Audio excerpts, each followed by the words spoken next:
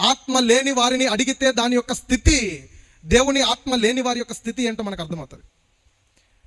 దేవుని ఆత్మ సౌలును విడిచి వెళ్ళిన తర్వాత, దేవుని ఆత్మ సౌలును వదిలిపెట్టి వెళ్ళిపోయిన తర్వాత, సౌలు దేవుని ఆత్మ విడిచి వెళ్ళిన వెంటనే దేవుని నుండి వచ్చిన మరి ఒక దయ్యము లేదా దురాత్మ సౌలును పట్టుకోట కారణాన సౌలు జీవితం అంతా కూడా నెమ్మదిగా జీవించినట్టు బైబిల్ గ్రంథంలో ఎక్కడ కూడా మనకు రాయపడలేదు.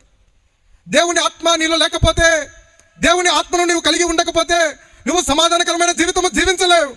దేవుని ఆత్మను కలిగి నువ్వు జీవించకపోతే నీవు సమృద్ధి కలిగిన అనుభవంలో జీవించలేవు. దేవుని ఆత్మను నీవు కలిగి ఉండకపోతే సంతృప్తికరమైన సంతోషకరమైన క్రైస్తవ జీవితాన్ని కొనసాగించలేవు. దేవుని ఆత్మ నీలో లేకపోతే దేవునితో సహవాసము కలిగి ఉండలేవు. దేవుని ఆత్మ నీలో లేకపోతే దేవునితో కలిసి నడవలేవు. దేవునితో ఆత్మ నీలో లేకపోతే, దేవునితో సహవాసము చేయకపోతే నీవు దినదినము పరిశుద్ధతలోనికి, క్రీస్తు స్వారూప్యములోనికి మార్చబడలేవు.